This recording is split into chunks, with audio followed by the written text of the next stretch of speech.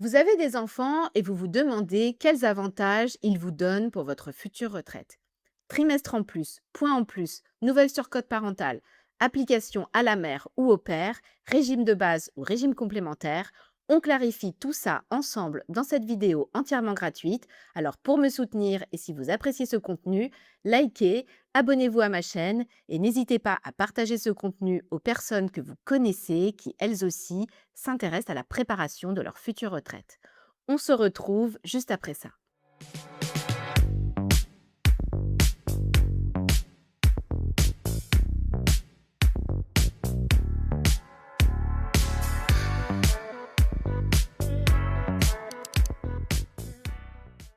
Avant de commencer, je vous précise que dans cette vidéo, je vous parlerai uniquement des salariés du privé et des indépendants qui relèvent de l'assurance retraite.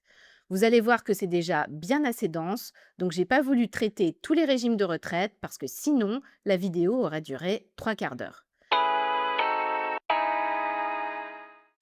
Les droits de la retraite liés aux enfants, ils se décomposent en deux grandes familles qui n'ont rien à voir. Les trimestres et ce qu'on appelle les majorations de pension. Côté trimestre, il existe une autre distinction à faire. Vous avez les trimestres de majoration et les trimestres de la carrière.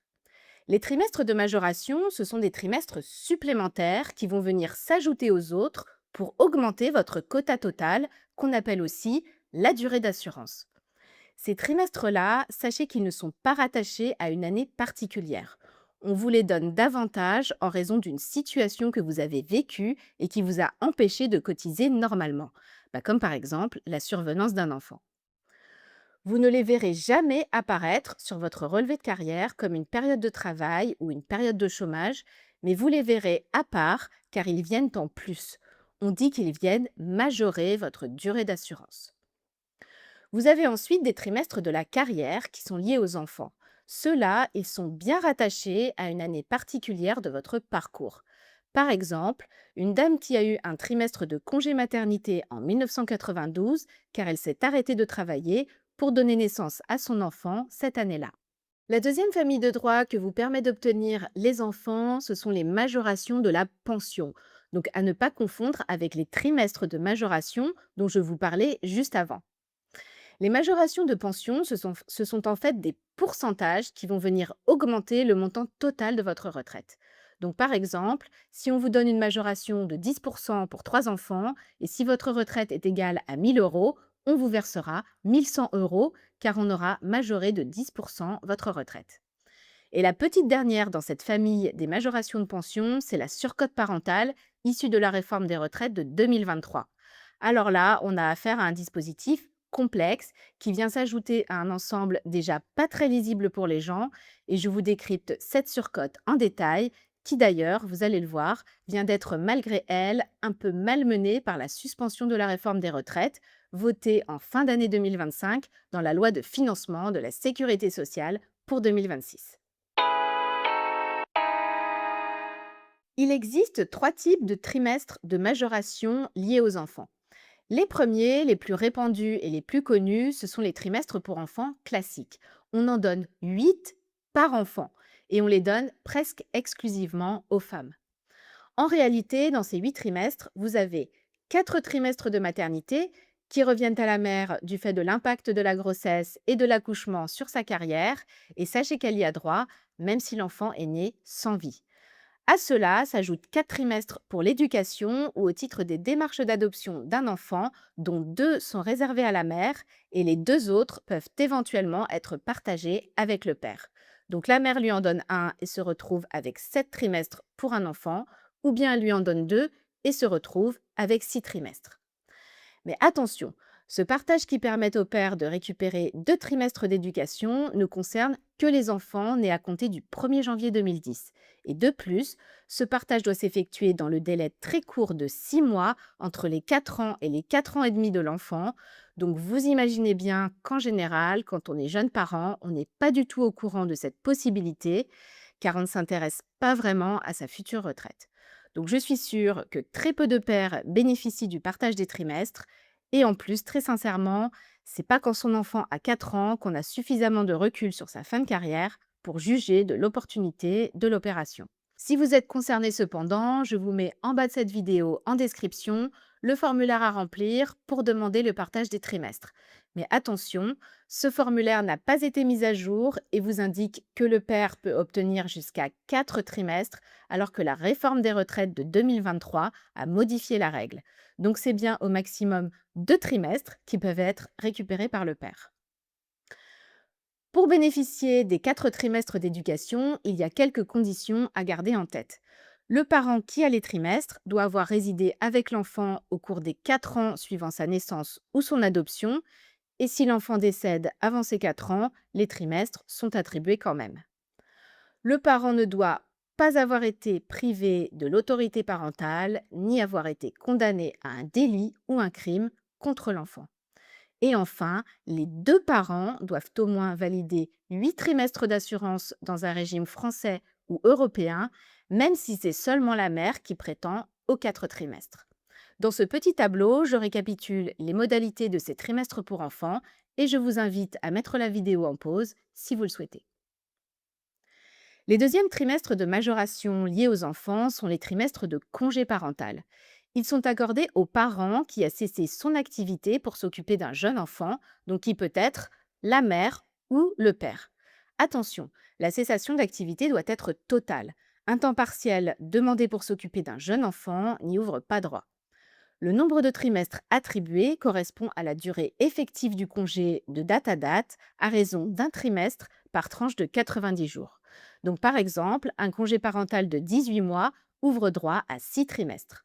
Les trimestres pour congé parental ne sont jamais cumulables avec les trimestres pour enfants classiques que l'on a vus juste avant. La caisse vous donnera ce qui est le plus avantageux pour vous. Les troisièmes trimestres liés aux enfants, ce sont les trimestres de majoration au titre du handicap d'un enfant. Et là, ils sont ouverts aux deux parents qui peuvent obtenir chacun jusqu'à 8 trimestres par enfant et les cumuler avec tous les autres trimestres pour enfants que l'on a vus. Donc ces trimestres, ils sont liés au fait que les parents ont perçu sur une durée bien déterminée des allocations spécifiques liées au handicap de l'enfant. Je vous détaille les conditions ici, mais elles sont un peu techniques. Donc je vous laisse mettre la vidéo en pause si vous êtes concerné. Alors tous ces trimestres, on ne vous les donne pas de manière automatique. Vous devez faire une démarche pour les obtenir et signaler à la caisse votre situation. Mon conseil, c'est de déclarer dès maintenant vos enfants, votre congé parental ou votre situation d'aidant. Et pour cela, vous avez un service en ligne qui s'appelle Compléter ma carrière et déclarer mes enfants. Je vous invite à vous y connecter et à déclarer dès maintenant votre situation car les mises à jour sont assez longues. Mais une fois que ce sera fait, cela vous permettra d'avoir une prise en compte de vos trimestres supplémentaires, bien utile notamment lorsque vous utilisez le simulateur officiel de calcul des retraites, qui sera ainsi plus précis et plus personnalisé.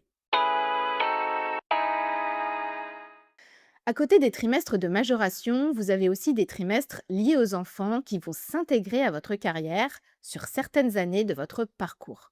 Tout d'abord, les trimestres d'AVPF, qui signifie Assurance vieillesse des parents au foyer.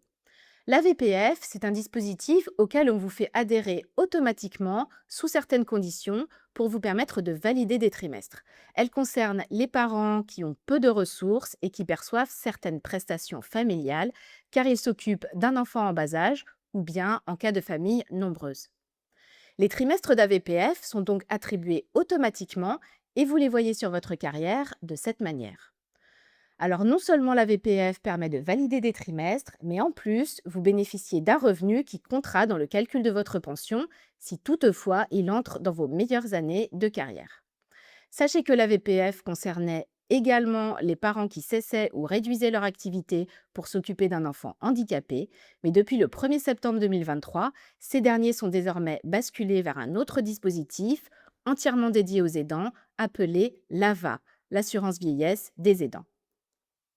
Les autres trimestres de la carrière liés aux enfants, ce sont bien entendu les trimestres de maternité qui apparaissent sur votre relevé l'année où vous avez pris votre congé maternité. En général, les femmes obtiennent un trimestre à ce titre, mais depuis 2014, un trimestre est validé dès l'instant que l'on a une période de 90 jours d'indemnisation par la sécurité sociale au titre d'un congé maternité. Sachez également, mesdames, que les indemnités versées par la sécurité sociale compte dans le calcul des meilleures années de carrière pour la retraite, calcul qui devrait d'ailleurs changer pour les mères de famille à compter du 1er septembre 2026. Pour les mères d'un enfant, on prendra les 24 meilleures années et pour les mères d'au moins 2 enfants, les 23 meilleures années au lieu des 25. Enfin, un mot sur la retraite complémentaire Agir Carco, qui vous accorde elle aussi des points gratuits pendant un congé maternité. Et en règle générale d'ailleurs, la caisse vous attribue des points dès l'instant que vous avez un arrêt de travail de plus de 60 jours consécutifs. Alors tous ces droits de la carrière, trimestre au point, ils sont normalement crédités sur votre relevé de façon automatique, car votre situation a été déclarée aux organismes sociaux et aux caisses de retraite en temps voulu. Vous n'avez donc aucune démarche à accomplir, sauf bien entendu en cas d'erreur ou d'oubli. Avoir des enfants vous permet également d'augmenter le montant de vos pensions grâce à des majorations. Alors, dans le régime de l'assurance retraite, la règle est plutôt simple. On vous donne 10% de majoration pour au moins 3 enfants. Dans le régime Agir Carco, les règles sont un peu plus complexes car elles ont beaucoup évolué avec le temps. Jusqu'en 2012 notamment, vous aviez des majorations différentes selon le régime, puisque l'ARCO et l'AGIRC étaient encore des régimes séparés. Et ça n'est qu'à compter de 2012 que tout a été harmonisé avec le régime de base, et donc tous les points que vous avez acquis depuis 2012, ils obéissent à cette même règle des 10% de majoration pour 3 enfants. Pour vos points acquis avant 2012, vous avez donc différentes majorations qui s'appliquent selon la période d'acquisition des points, comme illustré dans ce tableau. Et vous pouvez mettre cette vidéo en pause pour regarder les détails si vous le souhaitez. À côté de la majoration classique dont je viens de parler, donc 10% pour 3 enfants depuis 2012, vous avez aussi une majoration spéciale appliquée si vous avez, au moment de votre départ en retraite, un enfant encore à charge. C'est rare, mais ça arrive parfois. Donc un enfant à charge, c'est un enfant de moins de 18 ans ou de moins de 25 ans qui poursuit ses études, est demandeur d'emploi ou apprenti, ou bien un enfant de tout âge s'il est invalide et que cette invalidité a été reconnue avant ses 21 ans. Dans ce cas, on vous majore la totalité de vos points Agir Carco de 5% par enfant à charge. C'est donc un système totalement différent de celui dont je vous parlais juste avant. Sachez que les deux majorations ne sont pas cumulables et si vous avez droit aux deux, on vous versera la plus intéressante. De plus, faites attention car la majoration pour enfant à charge est toujours temporaire. Elle est supprimée dès que l'enfant n'est plus considéré à votre charge. Donc vous devez fournir chaque année un justificatif, par exemple qui atteste que votre enfant poursuit des études, et la majoration s'arrête dès que vous ne remplissez plus la condition. Et c'est l'autre, donc la majoration classique, qui prendra le relais définitivement si vous y avez droit. Dernière précision, la majoration pour 3 enfants, elle est plafonnée chaque année à un certain montant.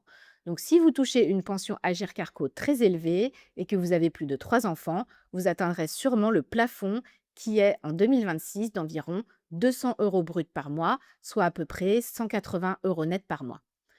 Concernant les travailleurs indépendants, sachez qu'il n'existe pas de majoration pour enfants dans le RCI, le régime complémentaire des indépendants. Vous n'aurez donc que la majoration de 10% pour 3 enfants du régime de base. Alors ces majorations, dans le régime de base comme dans le régime complémentaire, elles sont attribuées à chaque parent du seul fait d'avoir eu les enfants sans autre condition. Sachez cependant que vous pouvez y avoir droit aussi si vous avez pris en charge des enfants, même s'ils ne sont pas les vôtres, pendant au moins 9 ans avant leur 16e anniversaire. Donc typiquement, c'est un peu le cas des familles recomposées où par exemple, une mère se retrouve seule à élever un enfant en bas âge, puis refait sa vie avec un homme qui va prendre en charge l'enfant financièrement et assumer son éducation comme si c'était le sien. Sachez aussi que l'enfant né sans vie est également considéré comme un enfant pour toutes les majorations de pension que l'on vient de voir. Nous arrivons au dernier droit de la retraite lié aux enfants qui a été créé par la réforme des retraites de 2023, c'est la surcote parentale. Cette mesure a été mise en place comme compensation pour les mères de famille particulièrement pénalisées par le recul de l'âge de départ en retraite de 62 à 64 ans. Alors je vais essayer de vous l'expliquer de manière simple car c'est un dispositif assez compliqué à comprendre. Pour en bénéficier, il faut remplir un certain nombre de conditions. La première, c'est selon le texte de loi d'avoir un âge légal égal ou supérieur à 63 ans. Donc, comme la suspension de la réforme des retraites de décembre 2025 est venue diminuer l'âge légal pour certaines générations, vous avez des personnes qui, du coup, ne sont plus éligibles à la surcote parentale. Dans ce tableau, vous voyez que les gens nés en 1964 et nés de janvier à avril 65 sont désormais exclus de la surcote parentale. En tout cas, jusqu'à ce qu'un nouveau texte modifie la règle, ce qui n'est pas le cas aujourd'hui, en juin 2026, au moment où je tourne cette vidéo. Ensuite, la deuxième condition, c'est d'avoir validé au moins un trimestre de majoration lié à un enfant, donc l'un de ceux que nous avons vus au début de cette vidéo. Trimestre pour enfant atteint d'un handicap ou trimestre de congé parental. Dès l'instant que vous avez droit à un seul de l'un de ces trimestres, vous remplissez la condition. La troisième condition, c'est de continuer à travailler l'année qui précède son âge légal. Et en réalité, cette année qui précède l'âge légal va correspondre à la période où vous allez obtenir votre trimestre de surcote. Pour que ça soit plus clair, regardez ce tableau qui vous donne pour chaque âge la période pendant laquelle vous allez pouvoir obtenir votre surcote parentale. Car oui, la surcote, ce sont en réalité des trimestres qui vont vous la donner. Ce sont les trimestres travaillés pendant la période de surcote qui vous permettent d'aller chercher une majoration de votre pension. Et cette majoration, elle est de 1,25% par trimestre de surcote. Attention, il y a une dernière condition. Pour surcoter, vous devez avoir une carrière complète. C'est-à-dire vous devez avoir obtenu tous vos trimestres demandés pour le taux plein avant votre âge légal. Et oui, je vous l'avais dit, dans le style compliqué, là, on a vraiment du lourd. Pour vous aider, j'ai réalisé sur mon site un petit schéma car j'ai écrit un article sur la surcote parentale que vous pouvez aller lire d'ailleurs si vous souhaitez vraiment bien comprendre. Je vous mets le lien en description de cette vidéo. Donc ici, vous avez votre âge de retraite, par exemple 64 ans, et donc la surcote, elle sera effective si vous travaillez une fois votre carrière complète dans l'année qui précède votre âge légal de la retraite. Donc selon les cas, vous validez 1 à 4 trimestres de surcote, donc vous majorez votre pension de 1,25 à 5%. Donc pour résumer, vous avez droit à la surcote parentale si vous êtes né à compter d'avril 65, vous avez assez de trimestres pour partir à taux plein 171 ou 172 selon votre date de naissance, mais vous n'avez pas atteint votre âge légal de départ, vous continuez à travailler jusqu'à votre âge légal et vous validez au moins un trimestre de majoration en lien avec un enfant. Alors cette surcote, elle va surtout bénéficier aux femmes, puisque comme on l'a vu, les situations dans lesquelles les hommes peuvent obtenir des trimestres supplémentaires liés aux enfants sont très limitées, même si elles existent quand même. Alors ce mécanisme, il est compliqué, mais il est quand même intéressant, car vous pouvez augmenter le montant de votre retraite de base jusqu'à 5%. Donc si vous avez déjà droit à la majoration de 10% pour 3 enfants, ça fait une majoration totale de 15% grâce à vos enfants, ce qui n'est pas négligeable. Et je vous précise que cette surcote, elle ne concerne que le régime de base de l'assurance retraite. Votre retraite complémentaire, elle, elle ne sera pas majorée ici. Cette vidéo est terminée. J'espère qu'elle vous a plu et que vous y voyez plus clair à présent dans cette jungle de règles et de dispositifs prévus pour les parents et qui forment, on peut le dire, un ensemble peu lisible et compréhensible et finalement pas très cohérent, surtout que la plupart de ces règles datent d'il y a plusieurs décennies, époque où la société était bien différente de celle que l'on connaît aujourd'hui. Si vous avez apprécié ce contenu, n'oubliez pas de me soutenir en likant et en vous abonnant à ma chaîne. Je vous dis à très bientôt.